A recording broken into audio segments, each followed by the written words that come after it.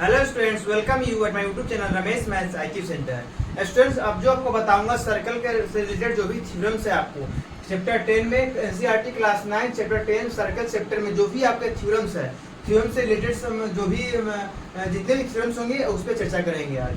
तो इसमें सारे थ्योरम्स को प्रूफ नहीं करूंगा, दो चार थ्योरम्स को प्रूफ करूंगा और सबका कंक्लूजन, उसका जो मेन रिजल्ट है उस पर चर्चा करते हुए आगे बढ़ जाऊंगा। हाँ, किसी थ्योरम में यदि आपको समस्या होगी विशेष तो आप कमेंट्स में उसमें लिखेंगे, फिर उस पर चर्चा करूंगा बाद में। तो आइए first of all student theorem number है 10.1। 10.1 थ्योरम ये students equal chords of a circle subtends equal angles at the centre. मुझे प्रूफ करना है स्टूडेंट्स, किसी भी सर्कल का इक्वल कॉर्ड्स जो होता है वो सेंटर पे, किसी एक सर्कल के लिए इक्वल कॉर्ड्स जो होता है वो सेंटर पे सेम एंगल फॉर्म करता है, ये प्रूफ करना है। इसके लिए क्या करेंगे students, first of all circle draw करेंगे with centre O and equal cuts, कुछ भी नेमिंग कर देंगे उसका। तो आइए सर्कल ड्रॉ करते हैं।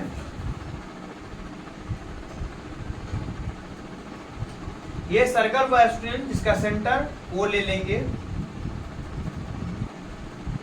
और इस तरह से क्या करेंगे, इसमें दो कॉर्ड लेंगे, equal chords.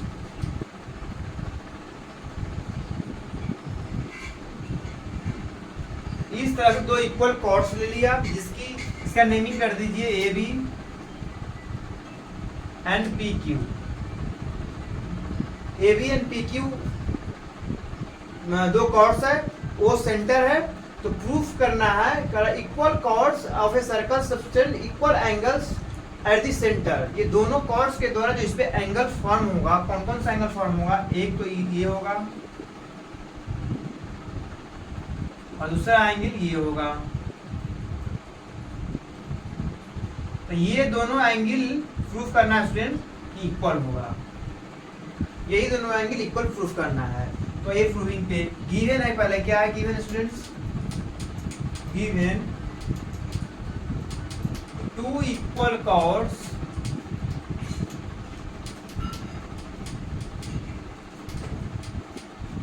AB and PQ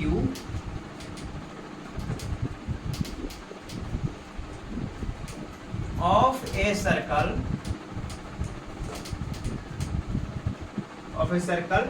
with center O.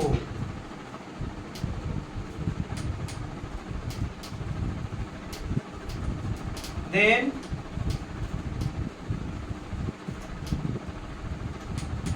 we have to prove that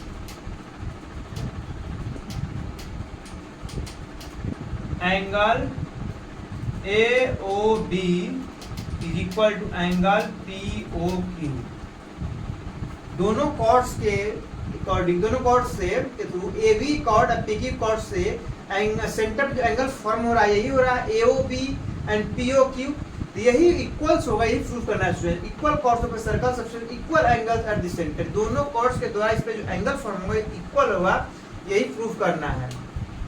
तो इस तरीके से आगे आप देखिए, इसकी प्रूविंग काफी इजी है। आइए प्रूफ पे अब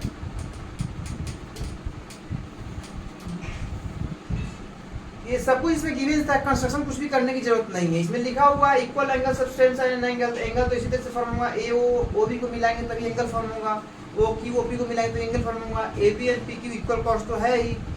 इस तरह से कुछ कंस्ट्रक्शन करने की जरूरत नहीं है। अकॉर्डिंग टू फिगर दो ट्रायंगल में फॉर्म मिलता है, A O B and P O Q, इन दोनों ट्रायंगल को लेकर चलेंगे। तो लिखेंगे प्रूविंग में from figure in triangle AOB and triangle POQ, दोनों ट्रायंगल को लेकर चलेंगे स्टूडेंट्स। देखिए इसमें क्या है, तो AB is equal to PQ, क्या है गिवन है इक्वल कॉर्ड्स दिया है स्टूडेंट्स। उसका क्या लिख सकते हैं students, OA is equal to OQ and OB is equal to OP। ये क्या है, तो ये है radius of a circle,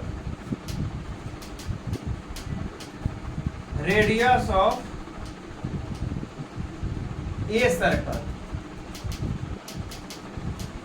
a circle लिखने का मतलब ये है स्टूडेंट कि दोनों जो O A, O Q, O B, O B सभी है एक ही सर्कल का रेडियस है, इसीलिए रेडियस ऑफ ए सर्कल लिखना जरूरी है। यदि ये नहीं लिखते हैं आप, यहाँ पे हो सकता है ओ ए, ओ क्यू किसी और, ओ ए, ओ बी किसी अदर सर्कल का रेडियस हो सकता है, ओ क्यू, ओ पी किसी अदर सर्कल का रेडियस हो सकता है, but radius of a circle लिखने का मतलब कि एक ही सर्कल का दोनों रेडियस है। तो इस तरह से क्या हुआ स्टूडेंट, सभी साइड्स, दोनों ट्रायंगल में सभी साइड्स इक्वल है, तो लिखेंगे by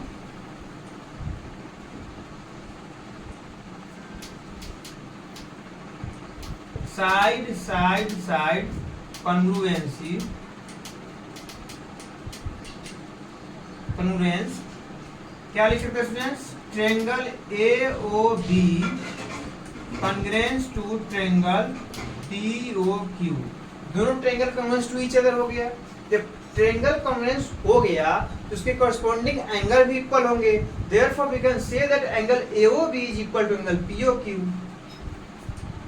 therefore angle AOB is equal to angle POQ, ये क्या, by CPCT, corresponding part for congruence triangle. यही प्रूफ करना था स्टूडेंट्स, तो प्रूफ हो चुका है।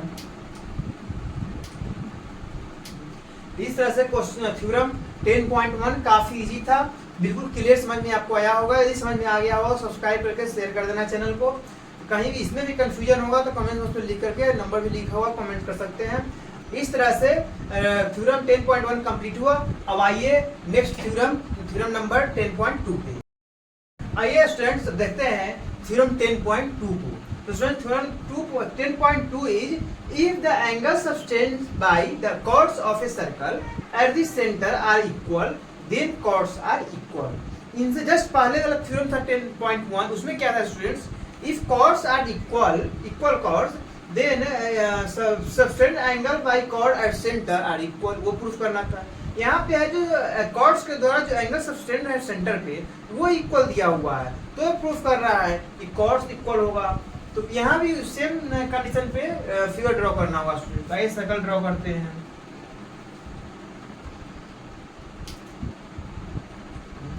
इस सर्कल का स्टूडेंट इसका सेंटर है ओ,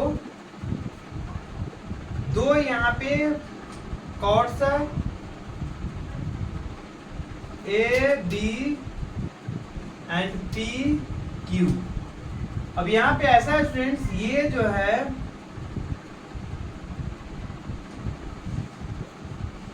ये दोनों एंगल जो है यहाँ पे इक्वल दिया हुआ है। इनसे पहले वाले थ्योरम में ये इक्वल दिया हुआ था, तो ये प्रूफ करना था इक्वल। अब यहाँ पे क्या, ये इक्वल दिया हुआ है, तो प्रूफ करना है A B is equal to P Q. ठीक है, तो लिखिए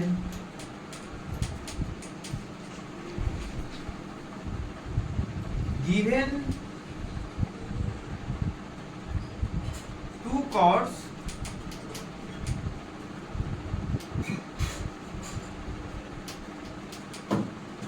of two chords AB and PQ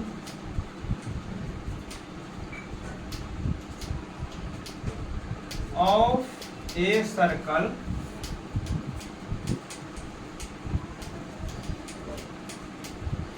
with center O such that angle AOB is equal to angle POQ, then we have to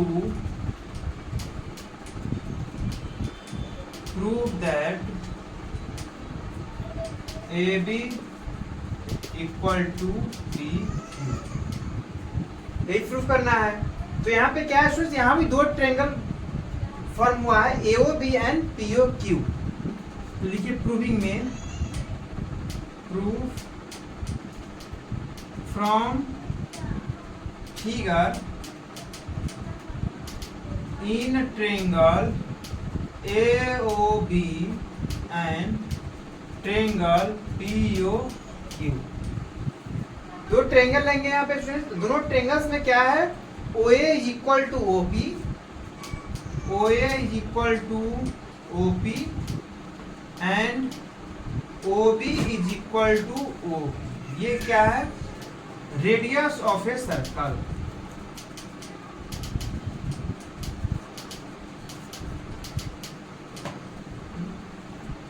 और यहाँ पे क्या दिया हुआ students, angle AOB is equal to angle POQ, ये गिवन है।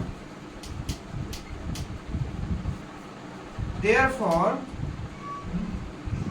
क्या लिखेंगे, by side angle side congruence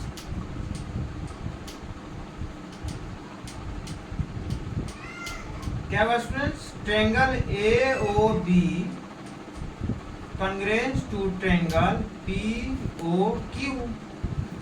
दोनों ट्रायंगल्स कॉन्ग्रुएंस हो ही गया, उनके कॉरस्पॉन्डिंग साइड्स जो होंगे, साइड्स एंड एंगल इक्वल होंगे। Therefore AB equal to PQ, यही तो प्रूफ करना था क्या, by CPC corresponding part for congruence triangle. AB is equal to PQ, यही कॉर्ड इक्वल प्रूफ करना था कि प्रूफ हुआ। इस तरह से थ्योरम 10.2 कंप्लीट हुआ। अब आइए नेक्स्ट थ्योरम, थ्योरम नंबर 10.3। तो आइए स्टूडेंट थ्योरम नंबर 10.3 पे। थ्योरम नंबर 10.3 के students, the perpendicular from the centre of a circle to a chord bisect the chord. यहाँ पे ये कहा जा रहा है किसी भी सर्कल का कोई कॉर्ड्स है, कॉर्ड्स पे परपेंडिकुलर सेंटर से ड्रॉ किया जाता है, तो क्या कॉर्ड्स को दो इक्वल पार्ट्स में डिवाइड करता है, ये बाइसेक्ट करता है कॉर्ड को, यही यहाँ पे प्रूफ करना है। तो इसके लिए भी एक सर्कल ड्रॉ करेंगे students.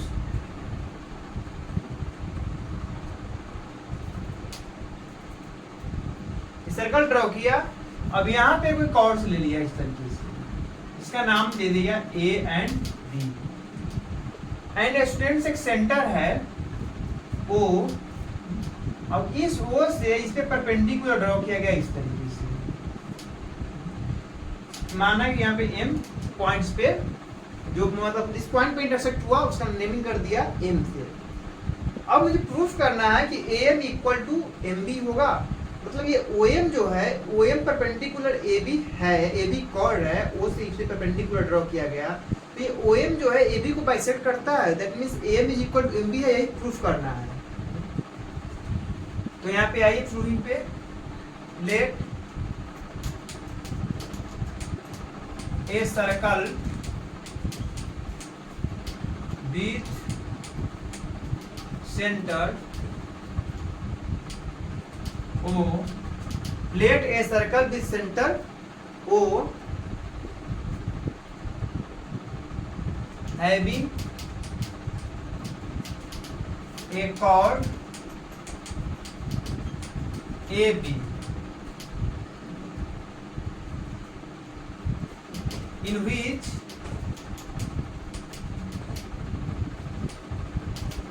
OM perpendicular AB is given। दिया है students OM perpendicular to AB, then we have to prove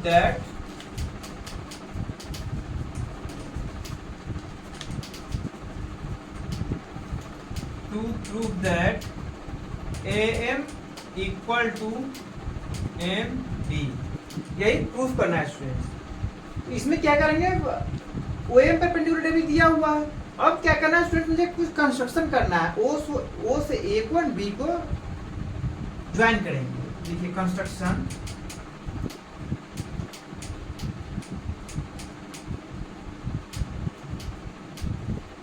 join A to O and A to O and O to B, A से O को and O से B को join किया। इस तरीके से क्या फॉर्म हुआ, triangle OAM and triangle OBM, दो ट्रायंगल फॉर्म हुआ है। तो आइए प्रूविंग पे प्रूव। दो triangle formula AOM and OBM लिखिए फ्रॉम फिगर।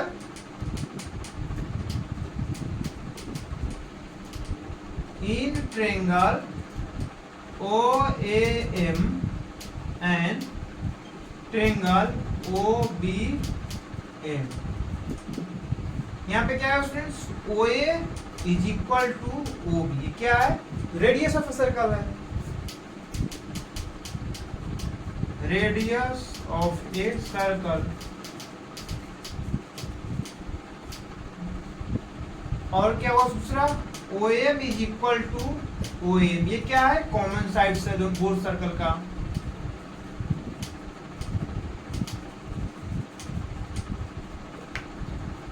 दो हो गया।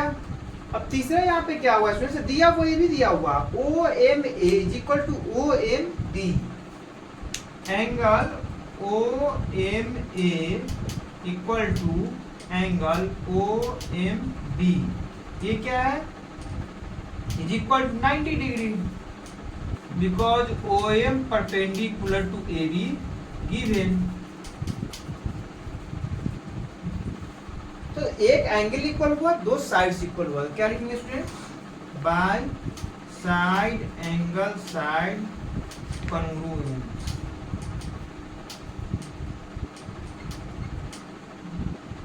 ट्रायंगल OMA या OAM congruence to triangle OBM, both triangle congruence हो गया, congruence their corresponding sides भी equal होगा, therefore AM equal to MB by CPCT, corresponding part for congruence triangle, therefore M is, वैसे तो यही प्रूफ करना था मुझे, M is equal to MB, यही प्रूफ हो गया। एक दो स्टेप और बना सकते हैं, M is the mid point of AB, therefore M bisect the AB, है ना, उसको कोई जरूरत नहीं है, यही प्रूफ करना था स्टूडेंट, प्रूफ कर दिया, दोनों इक्वल लाना था, M is equal to MB आ चुका है। इस तरह से थ्योरम नंबर 10.3 भी कंप्लीट हुआ आपका। अब आइए नेक्स्ट थ्योरम, थ्योरम नंबर 10.4। आइए स्टूडेंट्स थ्योरम नंबर 10.4 को देखते हैं।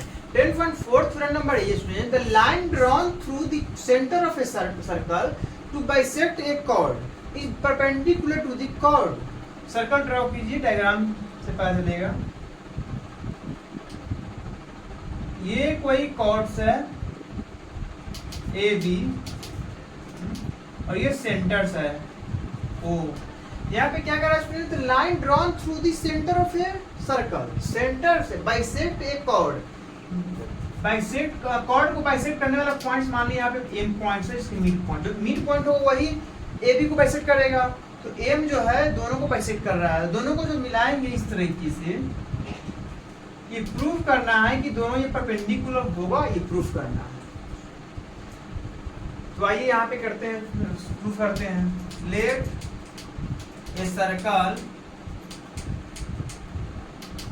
With centre O having a chord AB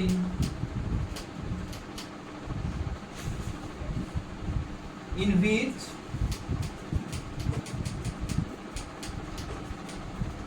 M is the midpoint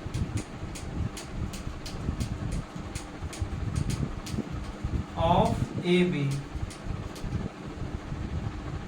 then we have to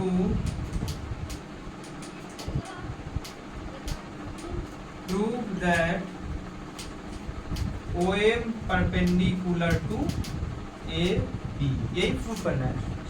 आइए कंस्ट्रक्शन पे,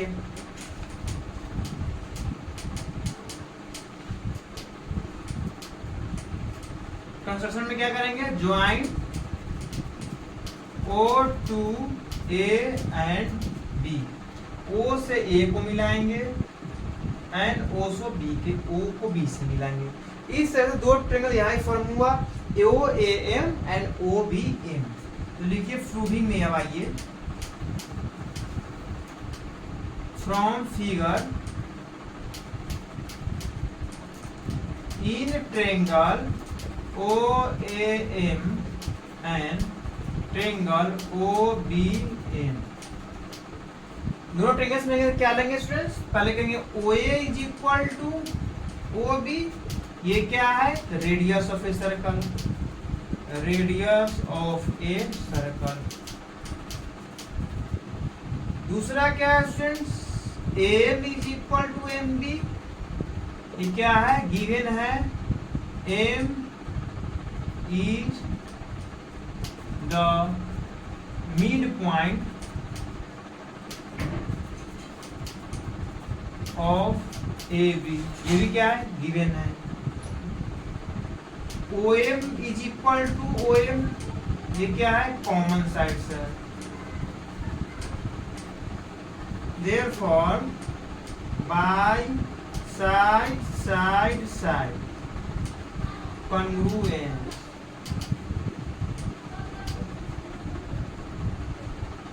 triangle OAM congruence to triangle OBM, both triangle congruence हुआ। Therefore angle OMA is equal to angle OMB by CPCT। इतना हुआ, दोनों angle equal हुआ, दोनों angle equal हुआ है स्टूडेंट। यहाँ पे क्या कर सकते हैं? एंगल AMB, ये होल एंगल जो होगा, उल्टा करना था मुझे, इस तरीके से ये 180 क्या हुआ? इसी दोनों का जो सम हुआ OMA प्लस OMB। यहाँ पे क्या लिख सकते हैं? Angle OMA plus angle OMB is equal to 180 degree. दोनों क्या इक्वल है? देखो angle OMA plus angle OMA equal to 180 degree, because दोनों इक्वल प्रूफ हो चुका है। तो यहाँ से क्या होगा? 2 angle OMA is equal to 180 degree. तो यहाँ से क्या लिखेंगे? Angle OMA is equal to 180 degree upon 2 is equal to 90 degree. Therefore is equal to 90 degree is equal to क्या होगा फिर? OMA किसके इक्वल है? OMB के, एंगल OMB के। दोनों एंगल 90 डिग्री आ गए, दोनों 90 डिग्री आ गए। देयरफॉर बोल सकते हैं OM perpendicular to OB, therefore OM perpendicular to OB। यही प्रूफ करना था students. OM perpendicular to AB आ चुका है। इस तरह से थ्योरम नंबर 10.4 तक प्रूफ किया आपको। अब अगले थ्योरम जो भी आएगा 10.5 से, जो जितने भी थ्योरम्स होंगे सबके कंक्लूजन एंड रिजल्ट लिखेंगे स्टूडेंट्स। और इसमें कई समस्या आपको होगी तो आप कमेंट्स में लिख सकते हैं, नंबर पे कांटेक्ट कर सकते हैं। कमेंट्स में जो भी थ्योरम का नाम आएगा उसको फिर से प्रूफ करके फिर से वीडियो बनाकर डालूंगा। और वैसे 10.5 से मैं जो भी वीडियो अपलोड करूंगा, जो भी थ्योरम पे डिस्कस करूंगा, ओनली कंक्लूजन एंड उस रिजल्ट के आधार पे चर्चा करूंगा। आइए नेक्स्ट थ्योरम पे।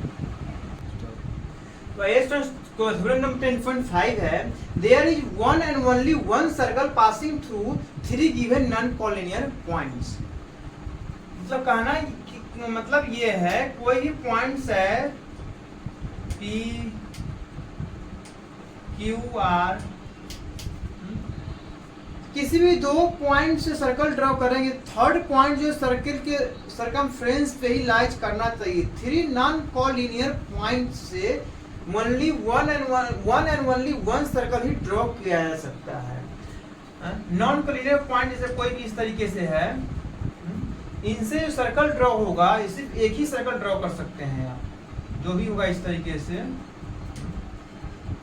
PQR पॉइंट था इस तरीके से, नॉन कॉलिनियर पॉइंट दिया हुआ था। 3 पॉइंट से सिर्फ एक ही सर्कल ड्रॉ कर सकते हैं।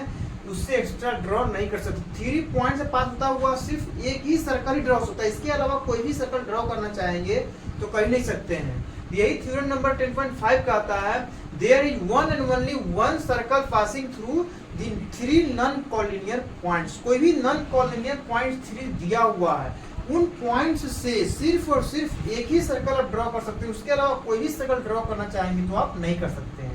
इस थ्योरम में कहना यही था। और एक थ्योरम नंबर 10.6 पे equal chords of a circle और equal congruent circle are equidistance from the center और सेंटर्स।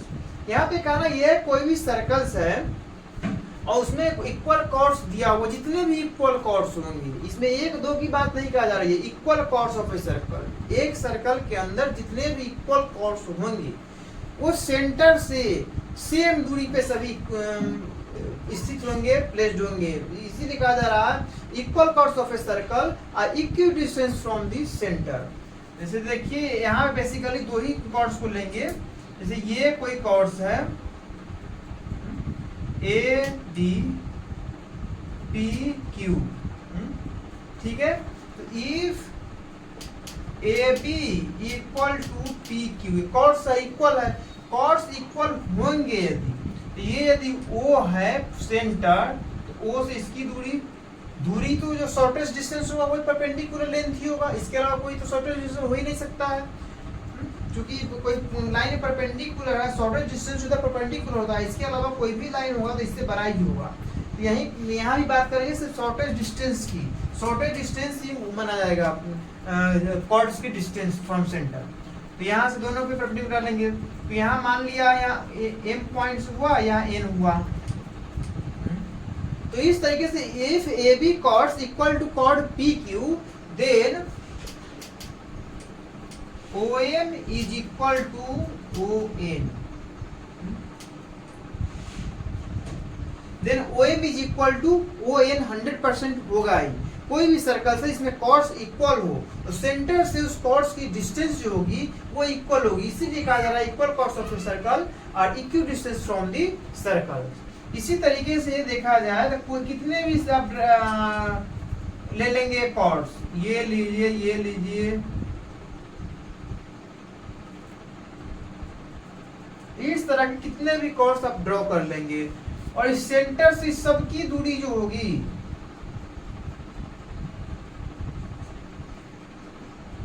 यदि chords L M N O छोड़ देंगे, यहाँ पी क्यू, ये सेंटर ओ है।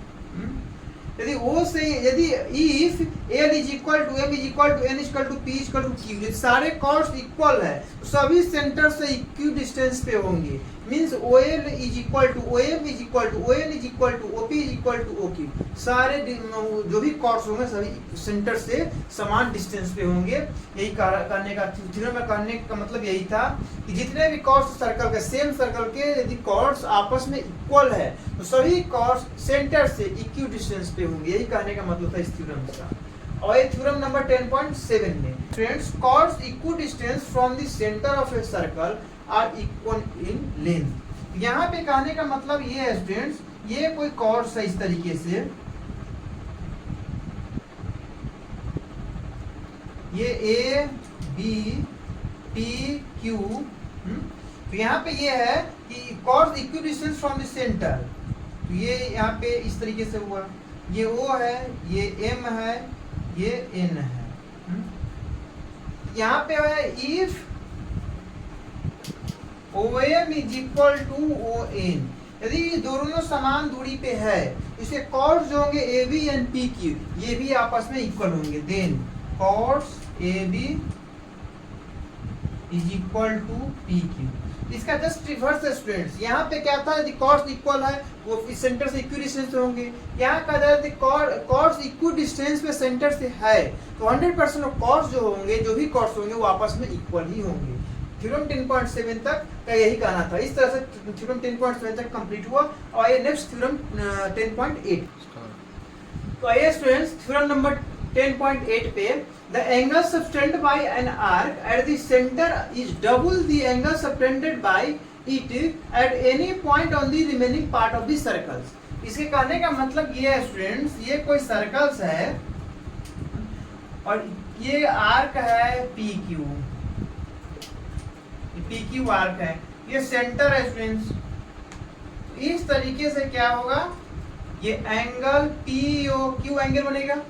ये कहना है आर्क के द्वारा जो एंगल सब्टेंड होगा सर्कल सेंटर्स पे, ये डबल होगा। ये इसके मतलब ये आर्क के अलावा जो भी रिमेनिंग पार्ट है, इस आर्क के द्वारा, आर्क के दोनों पॉइंट्स के अलावा इसके रिमेनिंग पार्ट कहीं भी एंगल सब्टेंड होगा इसी आर्क के द्वारा, उसका ये डबल होगा। जैसे देखिए इसके अलावा कहीं भी ये ले लीजिए पॉइंट, कहीं भी ले सकते हैं, कोई दिक्कत नहीं है। तो ये जो एंगल होगा, इसी तरीके से ये भी ले सकते हैं, यहाँ पॉइंट्स, यहाँ ए ले लेंगे, यहाँ बी ले लेंगे, ये भी जो पॉइंट्स होगा और भी ले सकते हैं, कोई दिक्कत नहीं है। जितने भी एंगल्स होंगे सी, मतलब पी ए क्यू, ये हाफ होगा पी ओ क्यू का। यहाँ पे इस तरीके से होगा angle P A Q is equal to half of angle P O Q. Angle P B Q is equal to half of angle P O Q. Angle P C Q is equal to half of angle P O Q. मतलब in arc के द्वारा, arc के through centre पे जो form होगा angle, उसका half होगा इसी के द्वारा। इसके रिमेनिंग पार्ट कहीं भी एंगल फॉर्म होता है, इस एंगल का हाफ होगा, मतलब ये एंगल उसका डबल होगा। यही कहना था, angle subtend by an arc, angle subtend by an arc at the centre double the angle subtended by it, इसी के द्वारा at any point on the remaining part of the circle, इसी के द्वारा इसके अलावा remaining part of the circle किसी points पे उसका ये डबल होगा। इस तरीके से क्या होगा, angle P A Q is equal to half of P O Q, angle P B Q is equal to half of P O Q, angle P C Q is equal to half of P O Q. इसी तरीके से और भी सारे, बहुत सारे जितने points है उतने एंगल्स बनेंगे। जितने भी एंगल्स फॉर्म होंगे वो सब ये पी ओ क्यू के हाफ ही होंगे। ये थ्योरम पे यही कहना था कि ये जो एंगल किसी भी आर्क के द्वारा सेंटर में जो एंगल फॉर्म होता है, वो एंगल हमेशा डबल होगा उसी आर्क के द्वारा। उसके रिमेनिंग पार्ट कहीं भी एंगल फॉर्म होता है, उस एंगल का ये डबल होगा हमेशा। और ये थ्योरम नंबर 10.9 पे स्टूडेंट्स, तो 10.9 से students, angle in the same segment of a circle are equal. Segments क्या होता है स्टूडेंट्स, सेगमेंट्स आपको बताया हूं, सेगमेंट्स आपको यही बताया हूं ना कि कॉर्ड एंड उसके करस्पॉन्डिंग आर्क के द्वारा जो रीजन होता है, बाउंडेड रीजन होता है, वही होता है सेगमेंट। दैट मींस क्या है, ये सेगमेंट है आपका, ये तो ये क्या है, माइनर सेगमेंट है। और ऊपर वाले क्या बताया था, मेजर सेगमेंट्स में। तो मेजर आर्क के द्वारा फॉर्म पार्ट के द्वारा रीजन बाउंडेड होगा, वो मेजर सेगमेंट होगा। एंड जो कॉर्ड एंड माइनर आर्क के द्वारा जो रीजन बाउंडेड होगा, उसको बोले थे माइनर सेगमेंट होगा। तो कह रहा है angles in the same segment of a circle are equal, मतलब इसी कॉर्ड पे जितने भी एंगल आप फॉर्म करेंगे, इस तरीके से जितने भी एंगल आप फॉर्म कर लेंगे,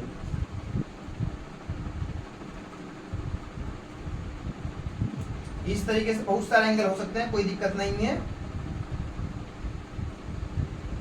अब जितना भी एंगल, इसी दोनों को कॉर्ड को मानते हुए, ये P है या Q है, तो ये A B C D E कितना एंगल बनाया मैंने, 5 एंगल बनाया।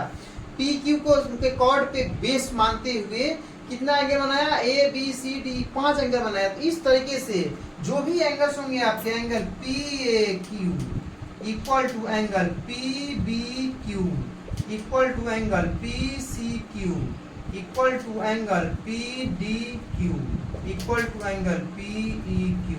अब इससे भी अलावा जितने भी एंगल्स फॉर्म करेंगे सेम कॉर्ड पे, वो सारे के सारे एंगल इक्वल, इसी को बोला था same segment. Angles made in same segments are equal. ये क्या माइनर सेगमेंट है, ये क्या मेजर सेगमेंट है, लेकिन है तो सेगमेंट एक ही है ना। एक ही सेगमेंट पे एक ही कॉर्ड से एंगल बना है ना, सबके सब एंगल सभी एक ही आर्क के द्वारा बना है। तो जो भी एंगल्स बनेगा इस तरह से सबके सब इक्वल होगा। इसका प्रूविंग तो आपको यहीं से इसी थ्योरम से मिल जाता है। कैसे, इसका ये हाफ होता है, तो यहाँ जो भी सेंटर होगा, सेंटर से ये जो होगा, ये जो एंगल होगा, इस सब के सब इस सारे ट्रायंगल से ट्वाइस होगा, डबल्स होगा। मीन इस एंगल का वो हाफ होगा, यदि सेंटर है तो इसका सब हाफ होगा, सब हाफ होगा, जब सब इसी का हाफ होगा तो आपस में तो इक्वल होगा ही, यहाँ से पूरी मिल सकती है। तो मेनली इसका कहना ये था, सेम सेगमेंट्स में जो भी एंगल फॉर्म होगा सेम कॉर्ड से, सेम आर्क से, वो सब के सब एंगल आपस में इक्वल होंगे। तो सेम कॉर्ड था, सेम सेगमेंट में, इस यही एंगल यदि इस तरफ फॉर्म करते हैं इस तरीके से, तो ये भी इक्वल होगा, ऐसी बात नहीं है, ये भी इक्वल होगा। जितने भी एंगल इसमें बना लेंगे ये भी आपके इक्वल ही होंगे। सेम सेगमेंट में जो भी एंगल फॉर्म हुआ सबके सब आपस में इक्वल होगा। यही कह रहा था कि पी क्यू कॉर्ड था, पी क्यू आर्क था, इनके थ्रू जो भी एंगल फॉर्म हुआ, P A Q, P B Q, P C Q, P D Q, P E Q, सबके सब आपस में इक्वल होंगे। यही है सेम सेगमेंट में, इसलिए angles in the same segment of a circle are equal. यही समझ गए आप, जो सेम सेगमेंट क्या था, मेजर सेगमेंट में कोई भी एंगल फॉर्म हुआ सब इक्वल है। तो आप समझ चुके हैं अच्छे तरीके से, कोई भी सर्कल के सेम सेगमेंट में जो भी एंगल बनेगा सबके सब इक्वल होगा। इस तरीके से थ्योरम नंबर 10.9 कंप्लीट हुआ। अब आइए नेक्स्ट थ्योरम नंबर 10.10 पे। तो आइए स्टूडेंट्स थ्योरम नंबर 10.10 पे। तो 10.10 है students, if A line segment joining two point subtend equal angles at the two other points lying on the same side of this line containing the line segment, the 4 points lie on a circle that is they are concyclic। देखिए students, ये circles है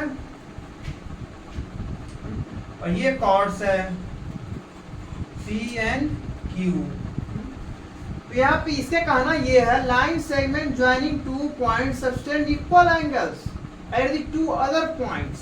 इसके द्वारा जो equal angle इस तरीके से form हो रहा है,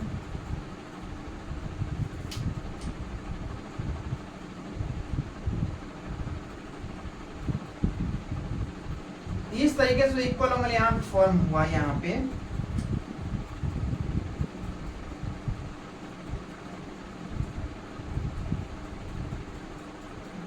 तो माना ये मान लीजिए ए एंड बी, तो P A Q and P B की दो एंगल्स फॉर्म हुआ। तो यहाँ पे इसे ये कहना है कि ये जो एंगल्स फॉर्म हुआ, दो other points lying on the same side of this line containing the line segment, the 4 points lie on the circle. मतलब P A B Q 4 point circle पे ही लाई करेगा, ये प्रूफ करना। यदि ये इक्वल एंगल्स है तो, यदि ये इक्वल एंगल्स है तो क्या पी ए बी क्यू चारों पॉइंट्स जो है, all the 4 points line on the same circle, ये सर्कमफ्रेंस ऑफ दी सर्कल। तो देखिए, तो यहाँ पे क्या पी ए क्यू, तो इसका कहना यही है कि पी क्यू तो एक ही कॉर्ड्स है और इसी के थ्रू दो एंगल्स फॉर्म हुआ है। तो कहना ये है, if angle P A Q is equal to angle P B Q, then PABQ lies on circle, a circumference of circle।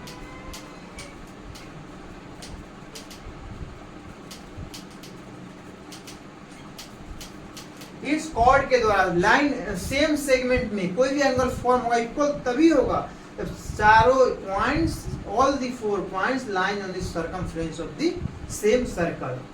यदि इसके अलावा ये पॉइंट यहाँ एक्सटेंड किए इस तरीके से या यहीं पे, यदि इसके ये एंगल फॉर्म हुआ और यहाँ से करेंगे इस तरह से एंगल फॉर्म होगा, तो ये इक्वल कभी नहीं हो सकता। मतलब ये यदि आप लेते हैं सी एंड डी, तो इक्वल एंगल तभी होगा जब सी एंड डी दोनों बी पॉइंट पे ही मर्ज होगा। ये डी को भी बी पे आना पड़ेगा, सी को भी बी पे आना, सभी तीनों पॉइंट्स बी पे मर्ज होगा तभी दोनों एंगल इक्वल हो सकता है। यदि इस बी पॉइंट के अलावा, इस ए पॉइंट के अलावा कहीं भी पॉइंट आएगा और एंगल जो फॉर्म होगा, कहीं भी पॉइंट्स आएगा तो एंगल इक्वल हो ही नहीं सकता है। इसको भी आएगी फॉर्म की इस तरीके से आप बनाना चाहेंगे, या नीचे में ले आएंगे इस तरीके से बनाना चाहेंगे, तो ये एंगल इक्वल कभी नहीं हो सकता है। बोथ एंगल कभी भी इक्वल हो ही नहीं सकता, किसी भी कंडीशन पे नहीं होगा। जब इक्वल दोनों सेम सेगमेंट का एंगल इक्वल तभी होगा तो चारों points, all the 4 points line on the circumference of the circle. ठीक है, तो ये कंडीशन इसका है कि सेम कॉर्ड से, सेम आर्क से, सेम सेगमेंट में एंगल, जो जितने भी एंगल फॉर्म होंगे वो सभी आपस में इक्वल होंगे, और यदि एंगल इक्वल होंगे तो जितने भी वर्टिसेज है वो स्वयं वो सर्कल के सर्कमफ्रेंस पे ही लाइज करेंगे, उस सर्कमफ्रेंस के अलावा कहीं पॉइंट्स नहीं हो सकता है। यही से कहा था यदि दोनों एंगल्स इक्वल है तो P A B Q line on the circumference of this circle, इसके अलावा कहीं पॉइंट है तो न तो एंगल इक्वल हो ही नहीं सकता है।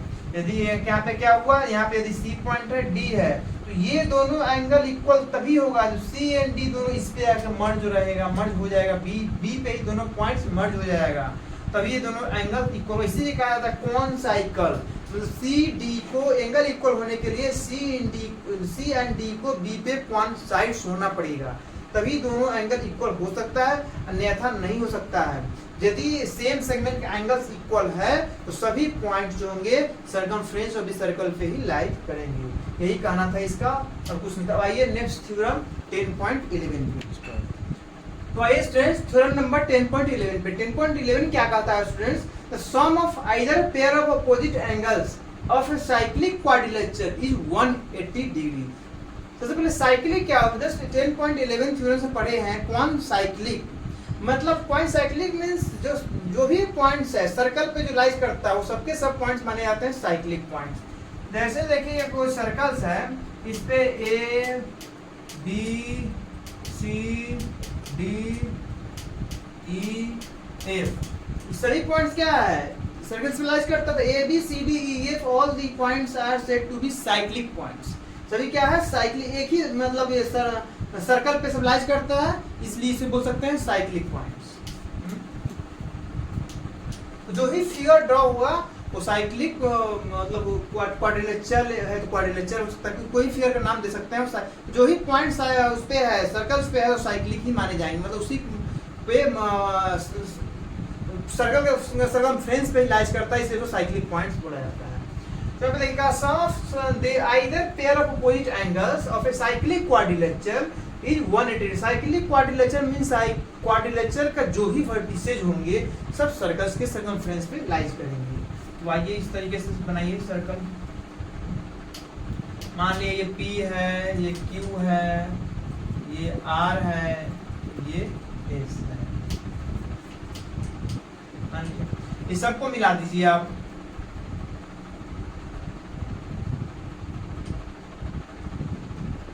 इस तरीके से क्या होना, पी क्यू आर एस एक क्वाड्रिलेटरल बना। अब P Q R S quadrilateral में all the vertices P Q and R and S lies on the circumference of the circle, therefore P Q R S is said to be a cyclic quadrilateral. तो कह रहा है कि यदि cyclic quadrilateral है, किसी भी क्वाड्रिलेटरल का यदि सभी वर्टिसेस सर्कमफ्रेंस ऑफ सर्कल को टच करे, उस पे लाइज हो, तो वैसे क्वाड्रिलेटरल को बोलेंगे साइक्लिक क्वाड्रिलेटरल। और ये साइक्लिक क्वाड्रिलेटरल है तो इनका अपोजिट एंगल का सम जो होगा सप्लीमेंट्री होगा, means sum of opposite angle is 180 degree होगा। यही से कहना है थ्योरम का। इस तरह से होगा angle P plus angle R is equal to 180 degree and angle Q plus angle S is equal to 180 degree.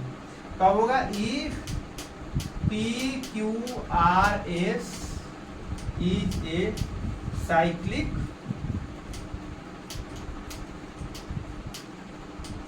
quadrilateral।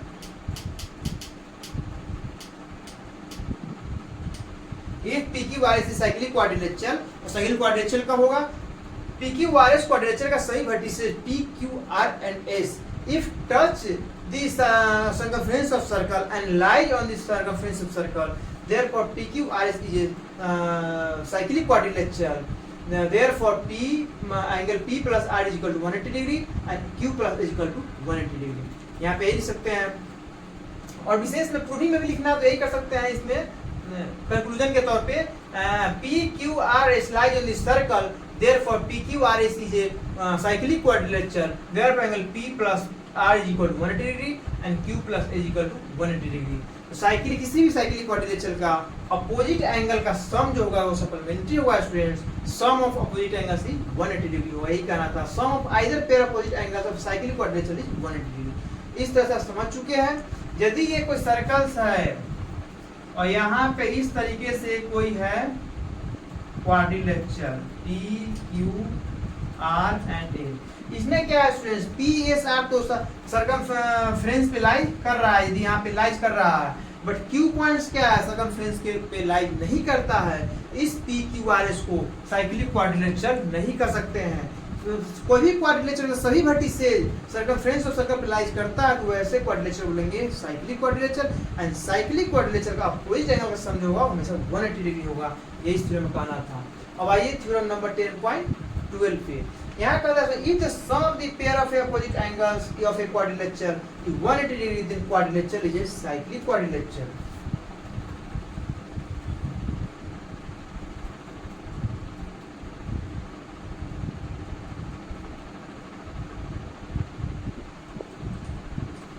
यहाँ पे कह रहा है if angle P plus angle R is equal to 180 degree and angle Q plus angle S is equal to 180 degree, therefore PQRS is a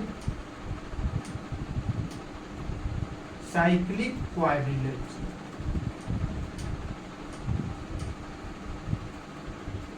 इसमें क्या करा students, यदि opposite angles का सम 180 डिग्री है तो साइक्लिक क्वाड्रिलेटरल ही होगा, मतलब सारे वर्टिसेज सर्कमफ्रेंस और सर्कल पे ही लाइज करेंगे। यदि कोई भी वर्टिसेज उसे सर्कमफ्रेंस और सर्कल पे लाइज नहीं करता है तो उनके अपोजिट एंगल का सम सप्लीमेंट्री मींस 180 डिग्री कभी नहीं हो सकता है।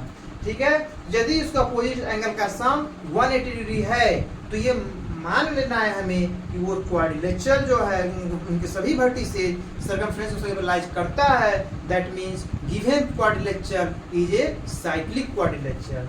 ठीक है स्टूडेंट्स, तो जो अपोजिट एंगल का सम 180 डिग्री है तो हम ये भी मान सकते हैं कि वो साइक्लिक क्वाड्रिलेटरल ही है, और यदि साइक्लिक क्वाड्रिलेटरल है तो यही मान सकते हैं अपोजिट एंगल का सम 180 डिग्री होगा ही। दोनों थ्योरम का आना यही था। इस तरह से क्वेश्चन नंबर 12 कंप्लीट होता है। इसके साथ साथ एनसीईआरटी क्लास 9 चैप्टर 10 सर्कल का थ्योरम से रिलेटेड जो भी कंक्लूजन था, रिजल्ट था, वो बताया दिया हूँ, सामने रख दिया आपके। और नेक्स्ट वीडियो में आपसे मिलेंगे एनसीईआरटी क्लास 9 चैप्टर 10 सर्कल के एक्सरसाइज के साथ। Thank you.